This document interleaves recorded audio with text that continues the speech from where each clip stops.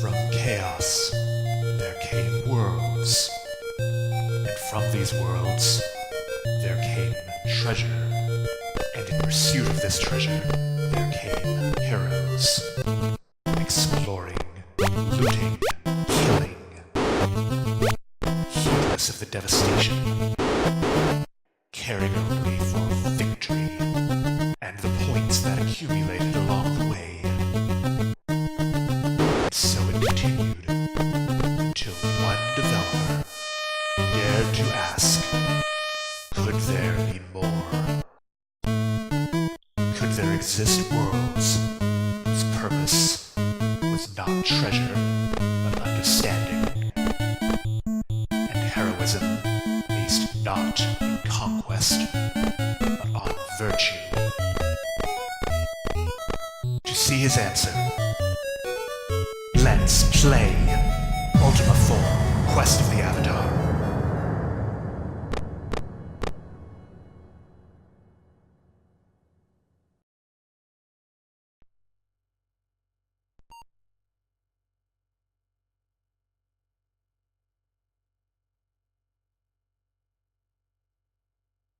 From Origin Systems and Lord British, this is Ultima 4.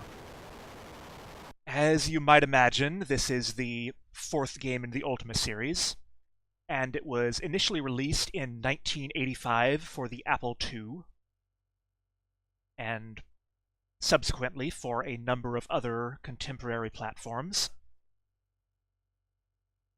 You may be wondering why I'm choosing to play it on the Apple II and not for DOS, which is kind of the better known and better regarded version of the game.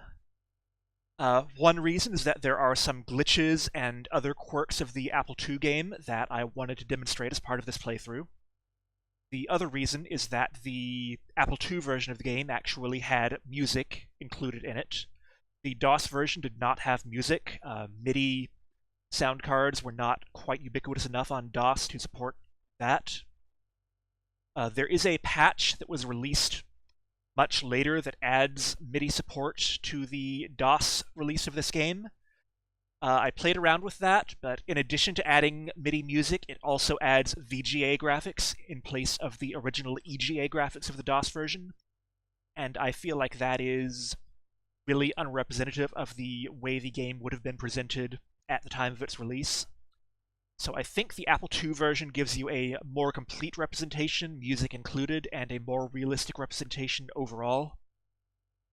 So that's my reasoning there. Anyway, let's get started on the menu. One important option here is the number of drives. You just hit the first letter of the option to toggle that, by the way. You don't have a modern menu with a D-pad arrow key focus on it. So change the number of drives to 2. The Apple II hardware you could plug into up to 2 floppy drives. As with many games of the era, the game was released on 4 floppies. You would have had to switch those floppies around depending on which section of the game you were in. Having 2 floppies simultaneously reduces the disk swapping quite a bit. Also, the Apple II had 2 expansion slots for cards called mockingboards, each one of which added 6 channels of synthesized audio, or synthesized music, for a total of 12 channels. I don't know if this game even uses more than 6, but for our purposes, I will have 2 mockingboards on my emulator system set up thus. Unfortunately, you have to do this every time you come back in. It does not save because no hard drive. But turn that on and you have music. Now you have the option to go back to the little cutscene here if you really want to, but why? But besides that, let's just get started. That means initiate new game. So, let's just roll a character and get started.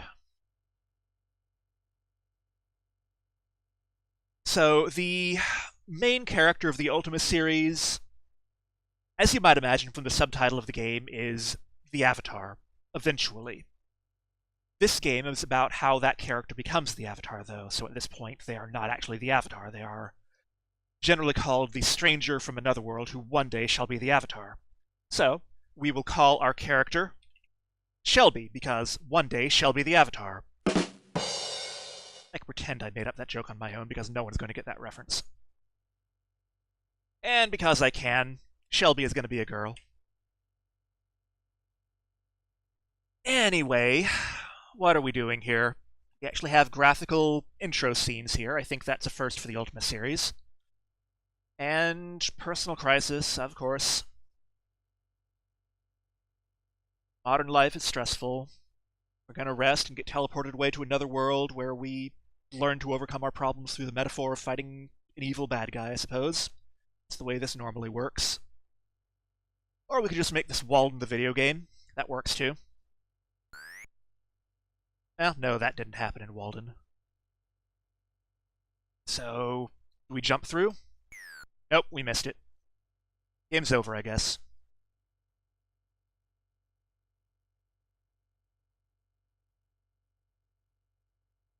There's a convenient, conspicuous circle of stones here that no one ever noticed before. And we got some stuff from it. Lovely.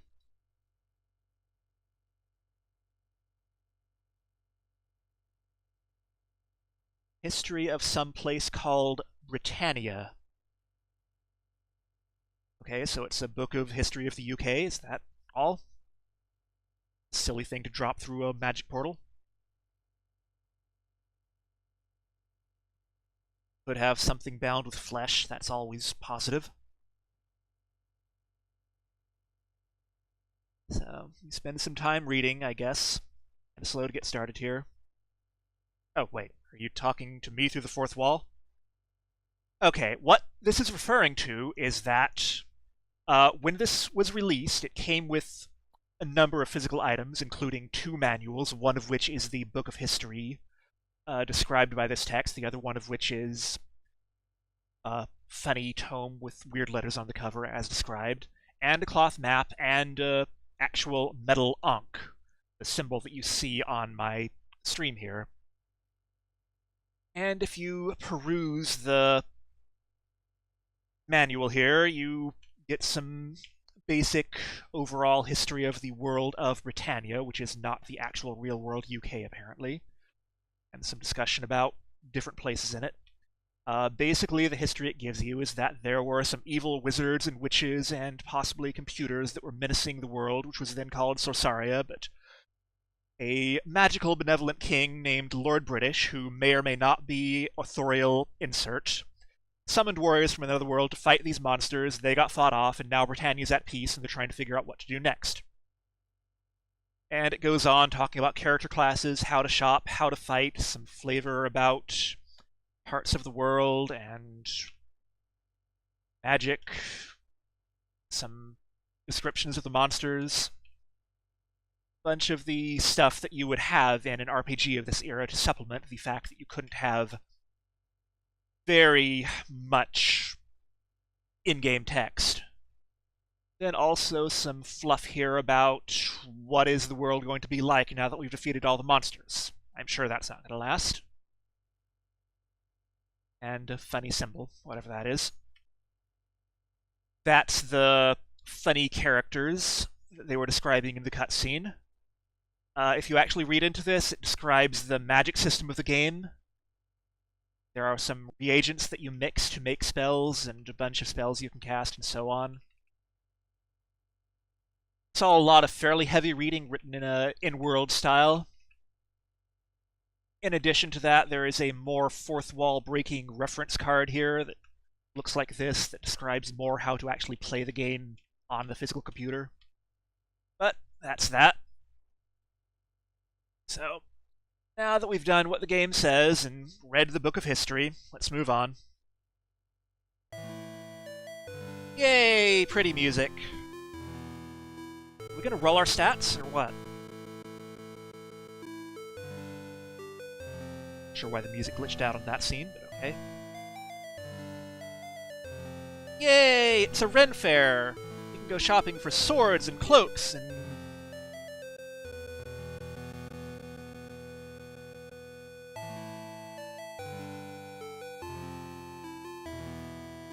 Hope the music doesn't keep on glitching like that. Yay, because we're wearing piece of jewelry that we got out of a magic portal, we get let into the Ren Faire for free. Pro tip, guys, if you ever find a piece of otherworldly jewelry, definitely use that to get free admission to any Ren Fairs that happen to be in your area.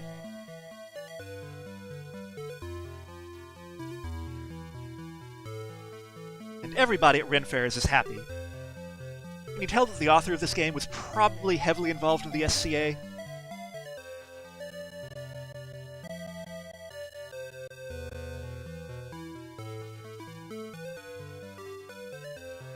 So, there's a gypsy. Or stereotypical fortune teller at Ren Fairs. As far as I understand it, the term gypsy is actually now regarded as mildly derogatory, but whatever, it was 1985. And the gypsy is also wearing an ankh. Hooray! And it's a stinky wagon. So we get a tarot reading. Eventually. It's not how a tarot reading works. There's supposed to be like a cross with past and future and obstacles and stuff. Okay, so... Okay, it's a hypothetical situation involving some choice about what to do with your wealth when you die if you were an elderly, wealthy eccentric. I'm sure that'll never happen.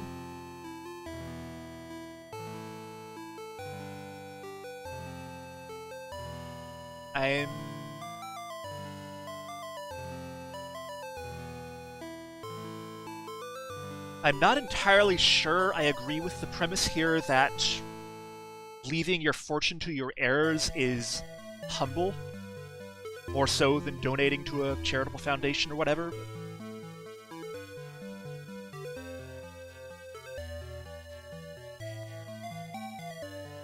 I don't know.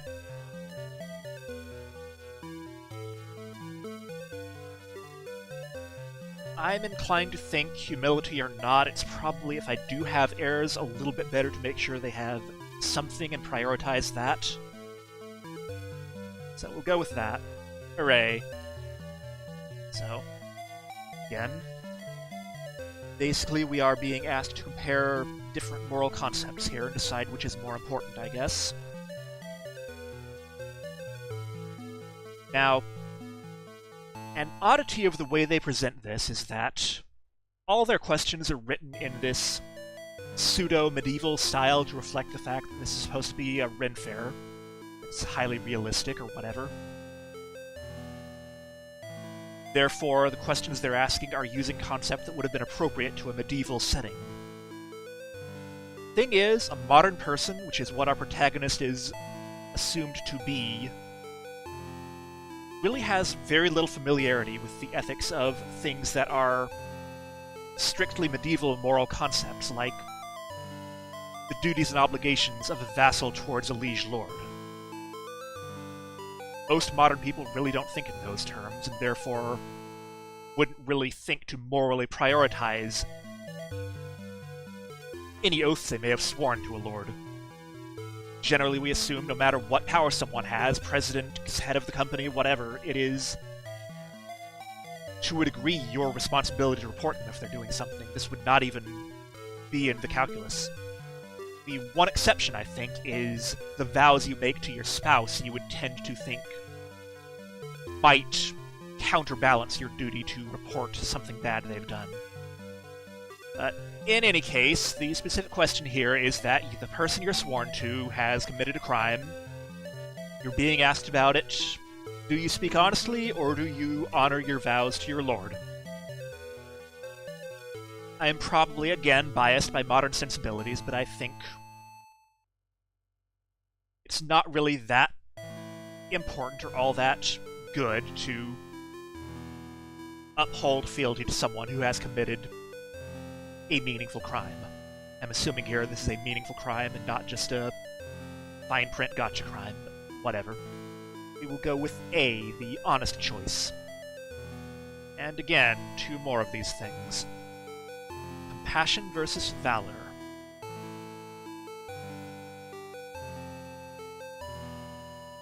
Again, it's pretty uncommon for modern people to be in a situation where they fight someone who's their enemy in combat and have the option to kill them or not.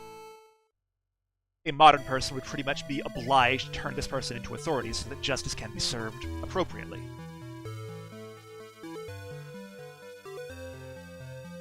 Given that we have absolutely no context for what makes this person my enemy and whether or not they've done anything objectively bad besides being my enemy, I don't see any reason to kill them just for that. So, definitely compassion. 2 more, justice and spirituality. How many of these do we have? Okay. So, again, you're sworn to a liege lord again. You see someone steal from him.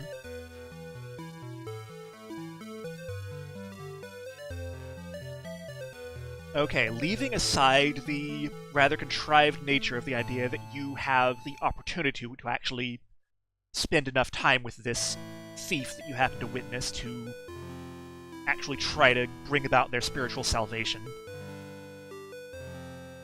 I don't know.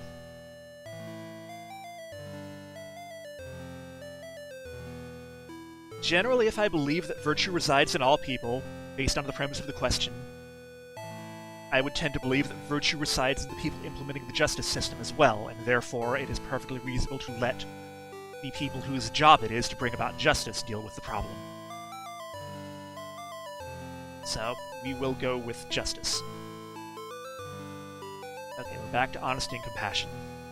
Well, if you haven't picked it up yet, what's going on here, there are basically 8 total concepts that are being compared here. And essentially the way it works is it's a single elimination tournament of all of those concepts. Instead of a sports-style bracket, it's being represented by that abacus thing you see in the center there. There are 8 slots all the way across, associated with them in some order that we don't know necessarily, but you can work out if you really want to. A black bead means that the card that's associated with that vertical slot has been eliminated. A white bead indicates that it's been chosen and therefore retained for the next round of the tournament. So at this point I've eliminated 4 cards, I'm just going to be picking between the 4 that remain, of which honesty and compassion are apparently 2 of them. This is a pretty iconic one, I think. You see it in a lot of screenshots. You have a purse of gold with an unknown amount of money. Supposedly no one knows how much money is in this purse, as improbable as that is for the modern era. And you have the chance to give some money to a beggar. Leaving aside the fact that you probably have your own funds that you could be donating to this beggar from.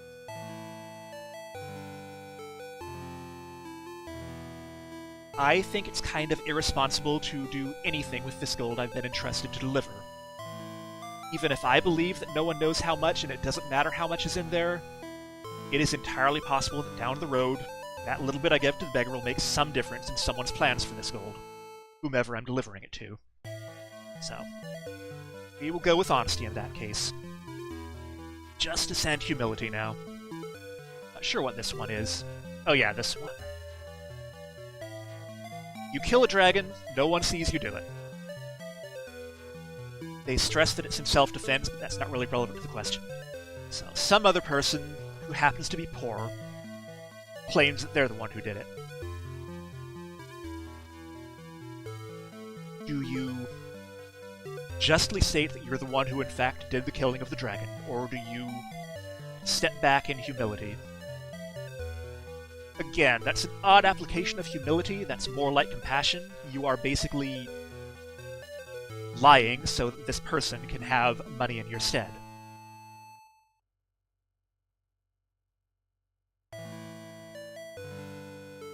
And the trouble with doing that is that you let the world believe that this person slew this horrific dragon. Suddenly, everyone's going to believe they're this great warrior, and they'll keep harassing this person to go slay the next dragon that comes along. Which could mean that a lot of people will get hurt if they put trust in this person who actually is not likely capable of slaying a dragon as presumably I am. So, long term, I think going with justice is the important thing here, with the caveat that it might be reasonable to then turn around and give part of the reward to this warrior who happens to be in poverty, supposedly. So, go with justice. which means we've eliminated 6 of the 8 cards. We are back to Honesty and Justice, which I chose in that second round of the tournament. So the question is, how do you actually come up with a situation in which honesty is at odds with justice? Some of these, by the way, are a little bit contrived, like if you arrange it so you're having to choose between compassion and sacrifice, those are very similar concepts, so it's rather hard to come up with a legitimate situation where you have to pick between those two. So, in this case, someone owes my friend money. That same person loses some gold. Do I return it to them, or do I steal some money from them to return it to my friend? It's not my job to steal from them and make justice right. At most, maybe before I give it back to them, put it in whatever the medieval equivalent of an escrow account would be, so that we can ensure that they repay my friend before they give it back. But I'm not just going to, vigilante-style, steal their money to repay my friend. Go with honesty. And our path is chosen, because we answered some contrived moral questions. Lovely. Why did the music cut out? As we are being teleported elsewhere. With happy music. So, where have we been teleported? We'll have to find out next time. Thank you for watching this lengthy cutscene episode, and good night.